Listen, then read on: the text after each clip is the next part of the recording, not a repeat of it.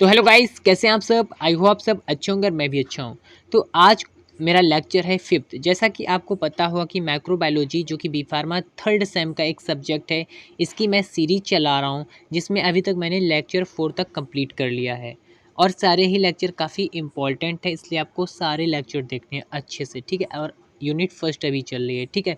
तो मैं बता दूं कि लेक्चर फोर्थ में हमने क्या डिस्कस किया था, यानी प्रीवियस लेक्चर जो फोर्थ था उसमें क्या डिस्कस किया था। तो हमने उसमें डिस्कस किया था different between prokaryotic and eukaryotic cells के बारे में, ठीक है।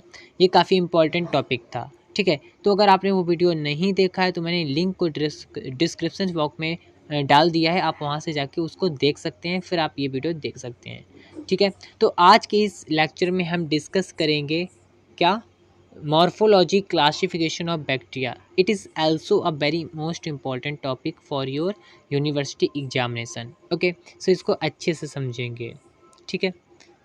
तो इसमें हमें क्या देखना है, morphology classification of bacteria. Okay, so bacteria को इसमें मॉर्फोलॉजी क्लासिफिकेशन यानी बैक्टीरिया का देखने से पहले हम थोड़ा सा बैक्टीरिया को समझ लेते हैं ब्रीफली में, ठीक है। ब्रीफ में थोड़ा सा समझेंगे कि बैक्टीरिया होता क्या है। तो बैक्टीरिया और स्मॉल सिंगल कार्ड ऑर्गेनिज्म। देखिए, अब ये कहेंगे आपकी सिंगल कार्ड ऑर्गेनिज्म, यहाँ पे क्या इसका मतलब निकल रहा है। तो देखो, सिंगल मीन्स एक, ठीक है। ऑर्गेनिज्म मीन्स ऑर्गेनिज्म जो एक तरीके से लिविंग ऑर्गेनिज्म है ना। तो ये जो जिसमें सिंगल एक तरीके से सेल हो, ऐसे ऑर्गेनिज्म जिसे आप यूनिसेलुलर भी बोल सकते हैं, ठीक है। यूनिसेलुलर या यूनिसेलुलर, या है ना, यूनिसेलुलर आप बोल सकते हैं, ठीक है। यूनिसेलुलर जिसमें एक सेल हो, ठीक, एक सेल प्रेजेंट हो। तो आपके बैक्टीरिया में एक सेल प्रेजेंट होती है, आप इतना रिमाइंड कर लीजिए, ठीक है। So bacteria are found almost everywhere on the earth and are vital to the planet's ecosystem. Some species can live under extreme condition of the temperature and the pressure. The human body is full of the bacteria, and the fact is stimulate contain more bacterial cells than human cells. देखिए, इसमें basically सारा कुछ क्या निकल के आ रहा है, अगर आप देखिए कि जो बैक्टीरिया है वो टेम्परेचर में और प्रेशर में किसी भी कंडीशन में एक तरीके से ग्रो कर सकता है, किसी भी टेम्परेचर या प्रेशर में। और इसमें क्या होता है कि ये कहीं भी, यानी ऑल ओवर वर्ल्ड, या ऑल ओवर वर्ल्ड क्या, हर जगह पे ही ये प्रेजेंट होते हैं, ठीक है। आपके इन्वायरमेंट में प्रेजेंट होते हैं और ह्यूमन बॉडी में भी प्रेजेंट होते हैं, इतना आप याद कर लीजिए। यानी ये आपको दिखेंगे नहीं, लेकिन हर जगह प्रेजेंट हैं आपके इन्वायरमेंट में। ये क्या कर रहे हैं, मूवमेंट कर रहे हैं। इतने छोटे हैं कि आप नेकेड आई से नहीं देख सकते, अपनी आँखों से नहीं देख सकते हैं, ठीक है। तो इसको हम माइक्रो स्कोप से देखते हैं, माइक्रोस्कोप की हेल्प से देखते हैं, लेकिन आप ये मान लीजिए हर जगह प्रेजेंट हैं। तो आपको इतना तो समझ में आ गया। अब इसका मॉर्फोलॉजी क्लासिफिकेशन देख लेते हैं, ठीक है। तो मॉर्फोलॉजी क्लासिफिकेशन इसका देखते हैं। तो ये भी बहुत इंपॉर्टेंट है, इसलिए बहुत अच्छे से समझना, ठीक है। सो मॉर्फोलॉजी क्लासिफिकेशन इसका देखने से बैक्टीरिया को देखिए टू टाइप में डिवाइड किया गया है। The first one is true bacteria, okay, and the second one is false bacteria. Okay, ये देखिए, true bacteria and false bacteria. False bacteria is also known as pseudobacteria. Okay, pseudobacteria. Okay, so देखिए, true bacteria को समझते हैं क्या होता है। तो ट्रू बैक्टीरिया क्या होता है, ऐसे बैक्टीरिया होते हैं ये जो हमें बैक्टीरिया की तरह दिखते भी हैं और वो सच में ही एक बैक्टीरिया होते हैं। यानी ऐसे बैक्टीरिया जो बैक्टीरिया होते भी हैं और दिखते भी बैक्टीरिया की तरह ही है ना। जैसे आप ह्यूमन हो, तो आप ह्यूमन हो और आप ह्यूमन की तरह दिखते भी हो, that's it mean to say that ये कहलाते हैं आपके ट्रू बैक्टीरिया। ओके, अब फॉल्स बैक्टीरिया क्या होता है। तो फॉल्स बैक्टीरिया इसके नाम से ही, इसके टर्म से समझ में आ रहा क्या कि जो फॉल्स, अब फॉल्स या कुछ गलती हो। अब क्या गलती है यहाँ पे देखिए, यानी ऐसे बैक्टीरिया जो बैक्टीरिया तो होते हैं लेकिन बैक्टीरिया की तरह दिखते नहीं हैं, उनका स्ट्रक्चर बैक्टीरिया की तरह नहीं होता है, that's it for that's bacteria are known as false bacteria और सीडो बैक्टीरिया। जैसे कि ये फंगी की तरह दिखते हों, है ना। तो इनकी थोड़ा सा स्टडी करने में दिक्कत होती है, मतलब दिक्कत ये होती है कि थोड़ा सा इनको इंट्रोड्यूस करने में, इनके बारे में जानने में थोड़ा सा टाइम लगता है ना। तो अब इतना तो आपको समझ में आया होगा कि जो ट्रू बैक्टीरिया होता है वो बैक्टीरिया होता भी है और बैक्टीरिया की तरह दिखता भी है। लेकिन जो फॉल्स बैक्टीरिया होता है वो बैक्टीरिया तो होता है लेकिन उसका जो स्ट्रक्चर होता है वो बैक्टीरिया की तरह नहीं होता है। इतना आई होप आपको समझ में आ गया होगा, ठीक है। तो अब ट्रू बैक्टीरिया को फर्दर टू टाइप में डिवाइड किया गया है।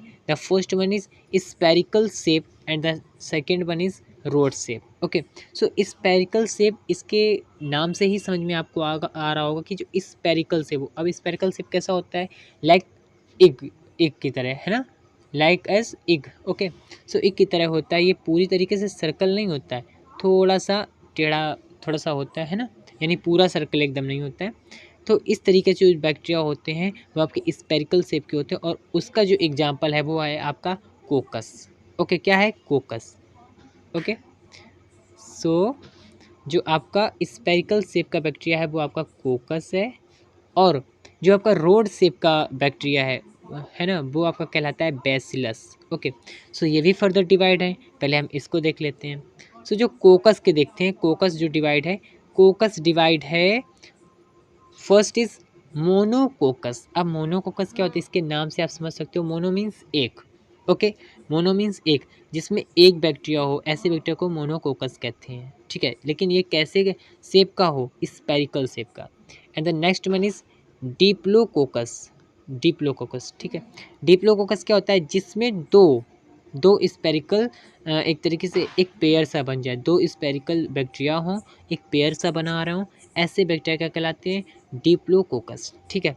Then tetracoccus. अब टेट्रेट कोकस क्या होता है, टेट्रेट कोकस के आप नाम से समझ पा रहे होगे कि इसमें चार एक तरीके से बैक्टीरिया प्रेजेंट होते हैं, जो कि स्पेरिकल साइज होते हैं, यानी टू पेयर बना रहे हैं, दो दो का पेयर बनता है ना, तो टू पेयर बना रहे हैं, ठीक।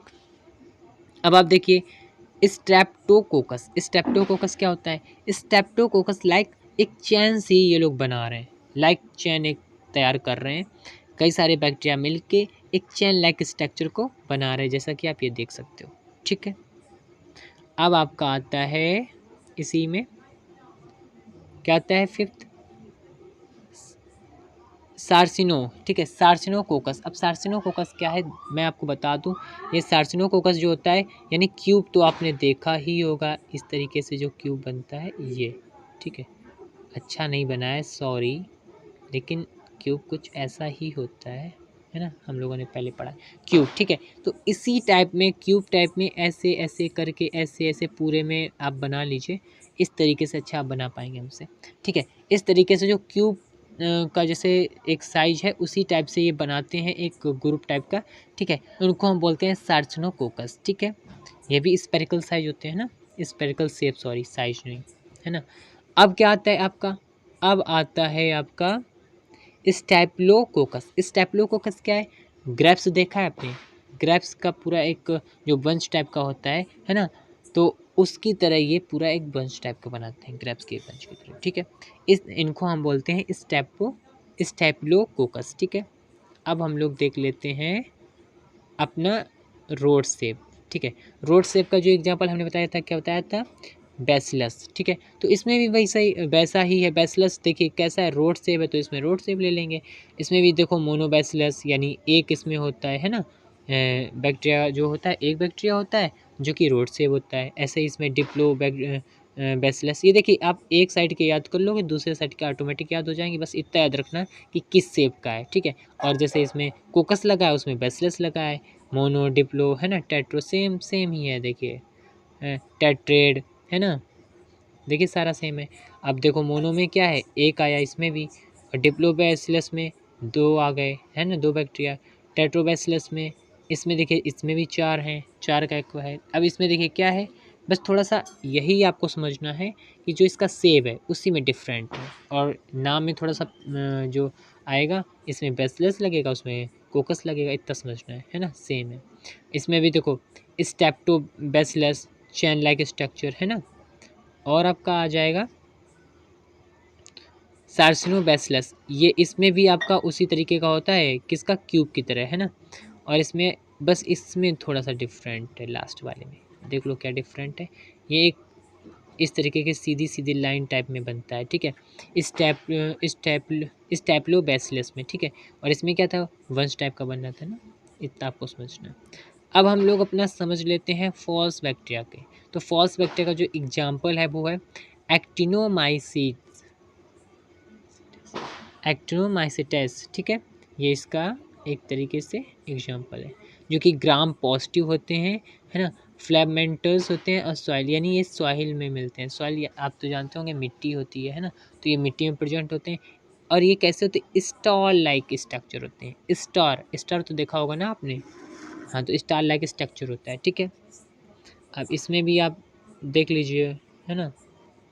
और क्या होता है, स्पाइरो चेटिस, ये भी आपके ग्राम निगेटिव होते हैं ना। इसमें इसका जो साइज होता है वो 3 to 600 माइक्रोन्स होता है ना। ये इसका देखिए ये वाला स्ट्रक्चर है, ये सब बनाना सीख लीजिएगा आप, काफ़ी हेल्पफुल रहेगा। ये आपको बहुत आता है, कई बार पूछा गया, इतना याद आप रख लीजिए। इसके बाद आपका माइकोप्लाज्म आता है। माइकोप्लाज्म इसका ये देखिए डीएनए है ना, सेल मेम्ब्रेन, लेस डेवलप, है ना, राइबोसोम्स, इस तरीके का ये बैक्टीरिया होता है, आप देख लीजिएगा इसको भी। और आपका आता है रिकेट्सिया, है ना, ये इस तरीके का स्ट्रक्चर होता है। नॉन मोल्टाइल्स ग्राम निगेटिव होता है। नॉन स्पोर्स फॉर्मेशन होता है, और इसका जो एक तरीके से साइज होता है 0.1 से लेके 0.2 माइक्रोन तक होता है ना। और एक आपका लास्ट का जो बच्चा है इसका एग्जांपल, वो आपका बच्चा क्लेमाइडोल्स, ठीक है, ये इसमें एवॉइड शेप, इसमें कोई शेप नहीं होता है इसका, कहीं स्पेरिकल हो जाता है, कहीं किसी तरीके का, तो शेप नहीं होता है। तो आप इनको अच्छे से समझिए। और मैं आपको बता दूं कि और इसको आंसर को बड़ा बनाने के लिए, अच्छा बनाने के लिए, जैसे ट्रू बैक्टीरिया है, इसकी डिफिनीशन याद कर लो। फॉल्स बैक्टीरिया की इसको गूगल करके निकाल सकते हो, मैंने जैसे बता दिया, तो आप इससे भी लिख सकते हो। और स्पेरिकल शेप के जैसे आप कोकस के बारे में लिख सकते हो, मोनोकोकस के बारे में लिख सकते हो, है ना। तो इन सब के बारे में एक एक लाइन, दो दो लाइन लिख दोगे और अच्छा आपका आंसर हो जाएगा। तो अगर आपको ये वीडियो पसंद आया तो प्लीज़ अपने फ्रेंड सर्कल को शेयर करिए, और इस वीडियो को ऐसे मेरे लेक्चर सारे देखिए, अच्छा अपना मार्क्स गेन करने के लिए अच्छे से मेरे साथ जुड़िए, ठीक है। सो आई होप अगर आपने ये वीडियो पसंद आया तो प्लीज़ इसको सब्सक्राइब करिए मेरे चैनल को, वीडियो लाइक करिए और अपने फ्रेंड्स तक इसको शेयर करिए। Thanks for watching this video, okay.